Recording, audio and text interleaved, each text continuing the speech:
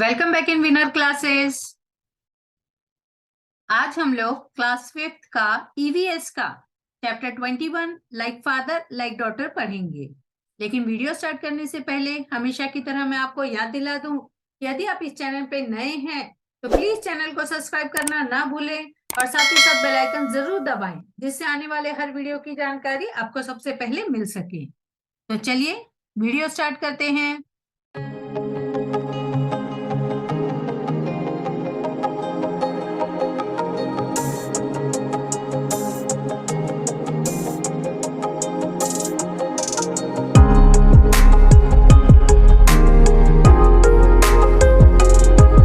Class 5, Chapter 21, Like Father, Like Daughter.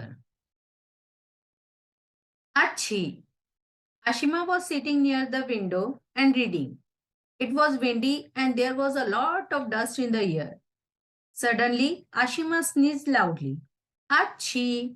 Ashima's parents were sorting out vegetables in the kitchen. Her mother said, "She sneezed just like you do. If you were not here, I would have thought it was your sneeze." अब आशिमा जो है वह window पे बैठी होती है, खिड़की में बैठी होती है और पढ़ रही होती है। बहुत जोर से हवा चल रही होती है बाहर, हवा के कारण बहुत सारा डस्ट उड़ रहा होता है। तो डस्ट की वजह से क्या होता है, आशिमा को छींक आ जाती है और वह जोर से छींकती है, अच्छी। वह इतने जोर से छींकती है कि उसके पेरेंट्स जो किचन में बैठकर वेजिटेबल्स अलग कर रहे होते हैं, वहां तक उनको छींक सुनाई देती है। तो उसकी मदर कहती है उसके पापा से कि यह बिल्कुल आपकी तरह छींकती है। अगर आप यहाँ नहीं होते तो मुझे ऐसा लगता जैसे कि आपने छींका है।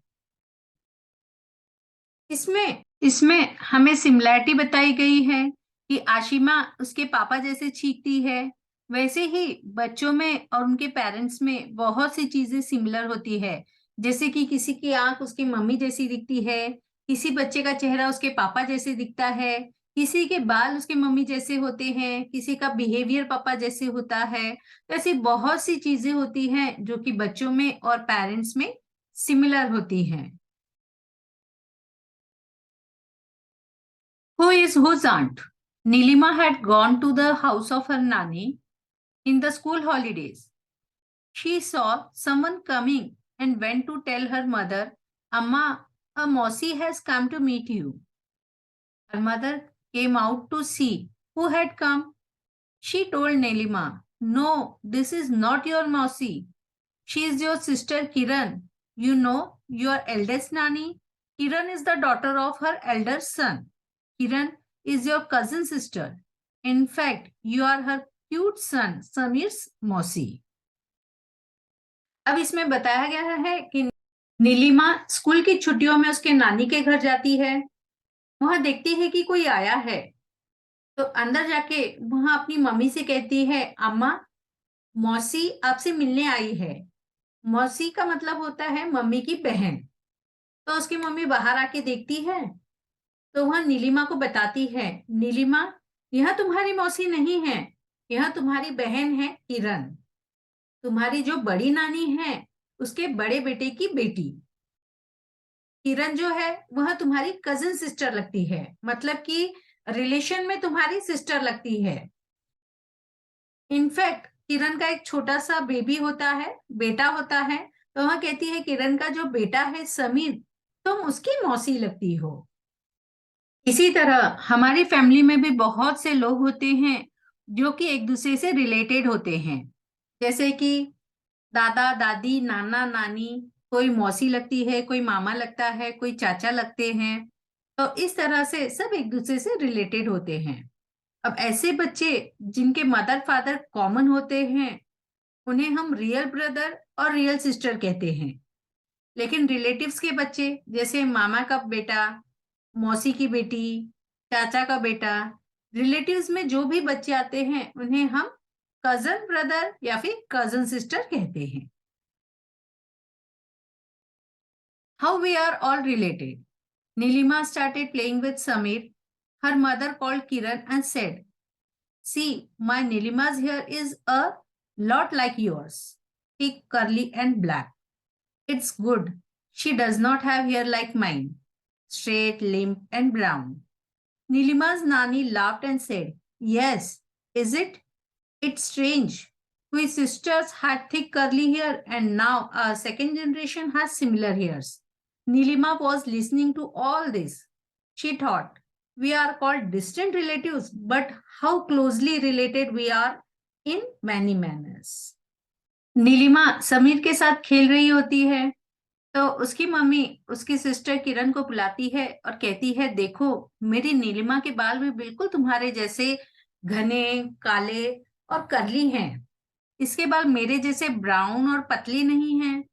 तो उसकी नानी हंसती है और कहती है, कितनी अजीब बात है ना, हम बहनें जो थी हमारे बाल भी मोटे और कर्ली थे और जो सेकंड जनरेशन है उनके बाल भी बिल्कुल हमारे जैसे हैं।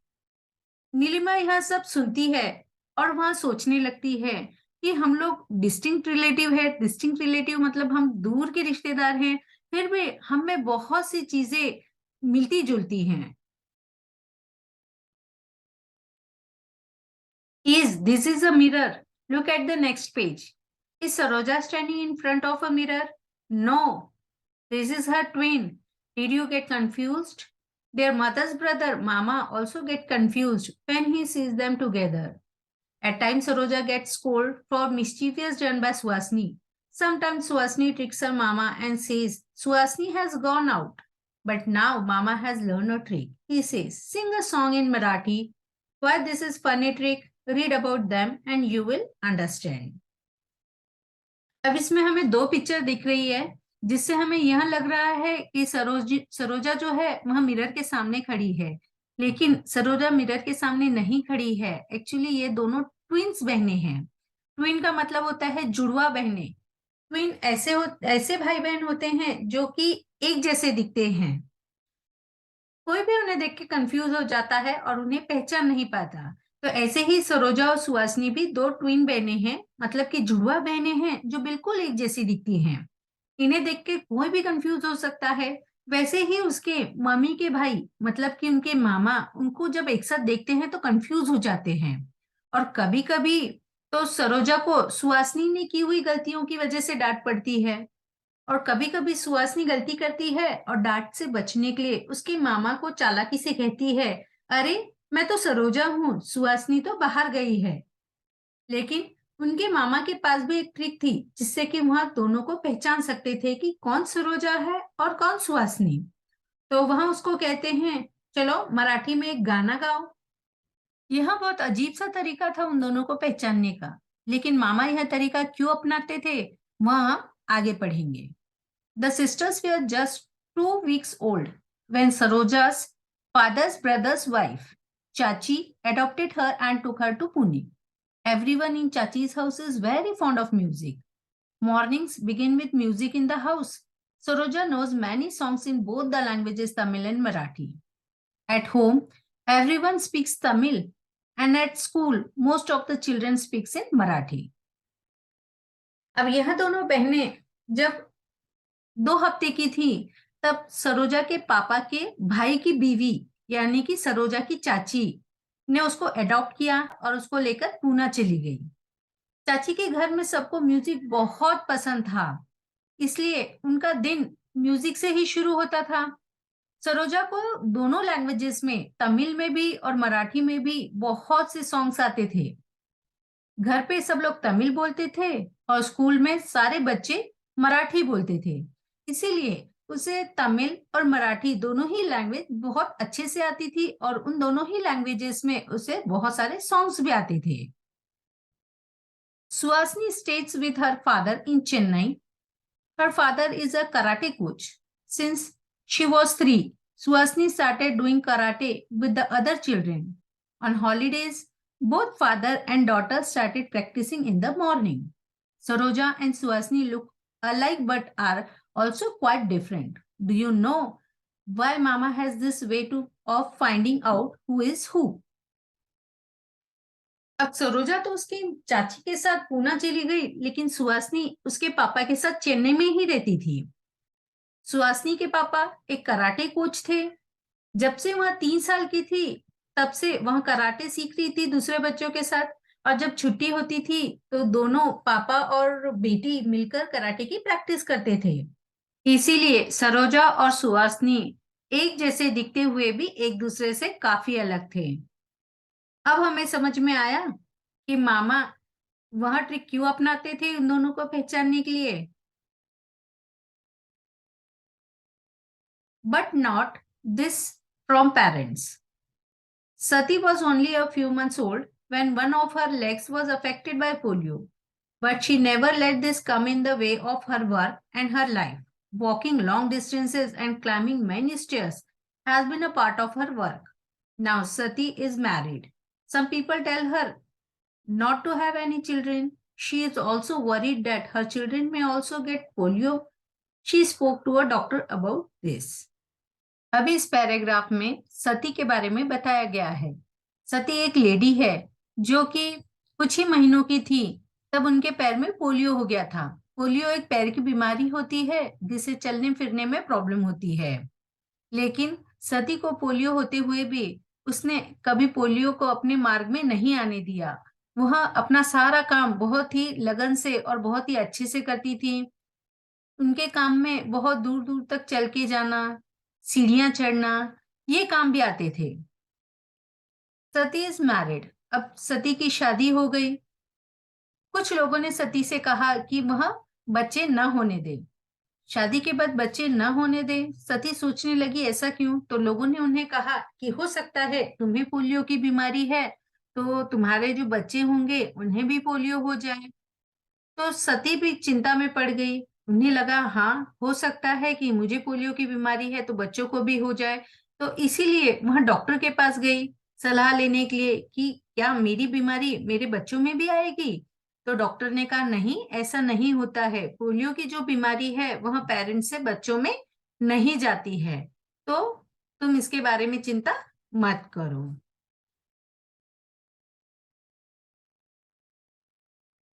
Experiments with peas, rough or smooth. George Mundell was born in a poor family in Australia in 1822. He was very fond of studies, but the very thought of examination made him nervous. He did not have money to study at the university, so he thought of becoming a monk in the monastery. He thought from there he would be sent to study further, which he was. But to become a science teacher, he had to take an exam. Oh no. He got so nervous that he kept running away from the exam and kept failing. But he did not stop doing experiments. For 7 years, he did experiments on 28,000 plants in the garden of the monastery. He worked hard, collected many observations, and made a new discovery. Sometimes which scientists at that time could not even understand. They understand it many years after his death. When other scientists did such experiments and read what Mendel has already written. What did Mendel find in those plants? He found that the pea plant has some traits which come in pairs, like the seeds is either rough or smooth, it is either yellow or green, and the height of the plant is either tall or short, nothing in between. The next generation of a plant which has either rough or smooth seed will have seeds which are rough or smooth. There is no seed which is mixed bit smooth and a bit rough. He found the same with color. Seeds which are either green or yellow give rise to new seeds which are either green or yellow. The next generation does not have seeds with a mixed new color made from both green and yellow. Mendel showed that in the next generation of pea plants, there will be more plants having yellow seeds. He also shows that the next generation will have more plants with smooth seeds with a discovery. अब यहाँ पर इस paragraph में George Mendel के बारे में बताया गया है कि जॉर्ज मेंडल जो थे वह एक साइंटिस्ट थे जिनकी फैमिली बहुत ही पुअर थी और वह ऑस्ट्रेलिया में रहते थे। वह 1822 में पैदा हुए थे। तो वहाँ उनको पढ़ाई करना तो बहुत पसंद था, लेकिन उन्हें एग्जामिनेशन देने से बहुत डर लगता था। तो वहाँ आगे पढ़ नहीं पाए। उन पैसे की कमी होने के कारण वह आगे पढ़ नहीं सकते थे, यूनिवर्सिटी में जा नहीं सकते थे। तो उन्होंने सोचा कि वह एक मॉनेस्ट्री में मॉन्क बन जाते हैं। मॉन्क मतलब सन्यासी बन जाएंगे, जहां से उनको पढ़ाई के लिए आगे भेजा जा सकता है। तो ऐसा हुआ भी, लेकिन उन्हें साइंस टीचर बनने के लिए एग्जाम देना जरूरी था। लेकिन जब भी वो एग्जाम देने जाते वो नर्वस हो जाते। और एक बार तो ऐसा हुआ कि वो इतने नर्वस हो गए कि वो एग्जाम से भाग गए और फेल हो गए। लेकिन फेल होने के कारण उन्होंने हार नहीं मानी और अपने एक्सपेरिमेंट शुरू रखे। और उन्होंने पी प्लांट पे अलग अलग टाइप के एक्सपेरिमेंट किए। वैसे तो उन्होंने 28,000 प्लांट्स पे एक्सपेरिमेंट किए थे, लेकिन एक पी प्लांट के एक्सपेरिमेंट से उन्होंने एक रिजल्ट निकाला जिसे कोई भी साइंटिस्ट समझ नहीं पाया। उसे समझने में उन्हें काफी समय लग गया। जब जॉर्ज मंडल की डेथ हुई उसके काफी समय बाद साइंटिस्ट को यह बात समझ में आई कि जॉर्ज मंडल उनके एक्सपेरिमेंट के द्वारा लोगों को क्या बताना चाहते थे। उन्होंने अपने एक्सपेरिमेंट में यह दिखाया था कि अगर कोई प्लांट टॉल है और उसके सीड से हम लोग अगर दूसरे प्लांट्स उगाते हैं तो वह सारे प्लांट्स भी क्या होंगे, टॉल होंगे। अगर कोई प्लांट शॉर्ट है, उसकी सीड से अगर हम आगे के प्लांट्स उगाते हैं तो पूरे प्लांट्स शॉर्ट होंगे। अगर किसी के बीज रफ हैं, ठीक है, सीड्स रफ होते हैं, तो अगर उस सीड से हम लोग प्लांट उगाते हैं तो जो भी प्लांट उगेंगे उनके सीड भी रफ होंगे। अगर किसी के सीड्स स्मूथ है तो उससे अगर प्लांट उगाया जाए तो जो भी प्लांट उगेंगे, जो भी ऑस्प्रिंग्स होंगे उनके उनके सारे के सीड्स भी क्या होंगे, स्मूथ होंगे। वैसे ही कलर के बारे में बताया गया है कि अगर किसी प्लांट का कलर या फ्लावर का या फिर किसी सीड का कलर येलो है, अगर उससे हम लोग दूसरे प्लांट्स उगाएंगे तो उनके जो ऑस्प्रिंग्स होंगे उनके सबके कलर येलो होंगे। और अगर रेड है तो सारे ऑस्प्रिंग्स के कलर रेड होंगे। यह बात समझने के लिए दूसरे साइंटिस्ट को काफी समय लग गया। Some from the family, some from the environment. अब कुछ चीजें ऐसी होती हैं जो कि बच्चे अपनी फैमिली से सीखते हैं और कुछ चीजें ऐसी होती है जो कि वह अपने इन्वायरमेंट से सीखते हैं। From a distance Vibha knows that her नाना is coming from his loud laughter. Nana also talks loudly and hears very with difficulty. अब विभा जो है उसको पता चल गया कि उसके नाना जी आए हैं। उसके नाना जी जोर जोर से हंस रहे थे। इस आवाज से ही उसको पता चल गया कि उसके नाना जी आए हैं। उसके नाना जी जोर जोर से बात करते थे, उन्हें सुनने में भी तो काफी तकलीफ होती थी। Are there people in your house who talk loudly? Is it their habit और they can not also hear very well? अब आपके फैमिली में भी कुछ लोग होंगे जो जोर जोर से बात करते होंगे। ये उनकी हैबिट भी हो सकती है, मतलब उनकी आदत भी हो सकती है, या फिर ऐसा भी हो सकता है कि उन्हें सुनने में कुछ तकलीफ हो जिससे कि वह जोर जोर से बात करते हैं। Are there times when you do not talk loudly in front of some people? When, with whom, why, when can you speak loudly? अब इसमें बताया गया है कि कुछ लोग जोर से बात करते हैं, लेकिन कभी कभी ऐसा होता है कि कुछ लोगों के सामने हम लोग जोर से बात नहीं करते। अब यहाँ पे पूछा गया है कि आप किसके सामने बात नहीं करते, कब बात नहीं करते और कब कब आप जोर से बात करते हो। काफी टाइम ऐसा होता है कि बच्चे जो हैं वह घर में बहुत धीरे बात करते हैं। कोई अगर गेस्ट आ गया घर में तो भी वह ज्यादा बात करना पसंद नहीं करते, बहुत धीरे से बात करते हैं। जब उनके फ्रेंड्स के बीच में जाते हैं तो वह जोर जोर से बात करते हैं, जोर जोर से हंसते हैं, खुल के रहते हैं। Some people use a machine in their ear to help them hear better. Some use a stick or spectacles to help them in other way. Do you know someone who does so? अब यहाँ पे बताया गया है कि कुछ लोग होते हैं जिन्हें ठीक से सुनाई नहीं देता तो वह कान की मशीन यूज करते हैं। कुछ लोगों को चलने में प्रॉब्लम होती है, घुटनों में दर्द होता है तो वह स्टिक का यूज करते हैं। किसी को ठीक से नजर नहीं आता तो वह स्पेक्टल्स का यूज करते हैं। तो ऐसे कुछ लोगों की प्रॉब्लम पहले होती है किसी कारणवश, या फिर कुछ लोगों की उम्र के हिसाब से यह प्रॉब्लम बढ़ जाती है। किसी को सुनने में प्रॉब्लम होती है, चलने में होती है, किसी को देखने में होती है। तो इस तरह से वह अलग अलग चीजों का यूज करते हैं। Talk to people who can not hear very well. Find out if they had this problem from birth. When they start to have a problem with hearing? What difficulties do they face? अब यहाँ पे बताया गया है कि आप जाकर कुछ लोगों से बात कीजिए, उनसे पूछिए क्या जब वह यह प्रॉब्लम उन्हें बर्थ से है, मतलब जब वो पैदा हुए थे तब से उन्हें ये प्रॉब्लम है, या फिर इन्हें प्रॉब्लम कब से स्टार्ट हुई है। उन्हें सुनने में प्रॉब्लम कब से स्टार्ट हुई है और सुनते समय उन्हें कोई प्रॉब्लम होती है क्या, वह किस तरह की परेशानियों से जूझ रहे हैं और उन्हें क्या-क्या तकलीफ है। We have seen that some traits or habits we get from our family, some things and skills we learn from our environment. At times, our abilities change because of some illness or old age. All this together make us what we are. अब इसमें बताया गया है कि कुछ habits जो होती हैं, कुछ आदतें जो होती हैं, वह हमारी फैमिली से मिलती है हमें, जैसे मम्मी से, पापा से, कुछ रिलेटिव से, ठीक है? कुछ स्किल्स ऐसी होती हैं, कुछ चीज़ें ऐसी होती हैं, जो हम हमारे आसपास के वातावरण से सीखते हैं, अपने दोस्तों से सीखते हैं, स्कूल में जाते हैं, वहाँ से सीखते हैं। आस-पड़ोस के लोग कैसे हैं, उसके वातावरण पे डिपेंड करता है कि हम कैसे बिहेव करते हैं। कुछ एबिलिटीज ऐसी होती हैं जो बीमारी की वजह से या एज के हिसाब से चेंज होती जाती है और इन सबको मिलाकर हमें पता चलता है या फिर हम बनते हैं जो कि हम हैं। यहाँ लेसन खत्म हुआ।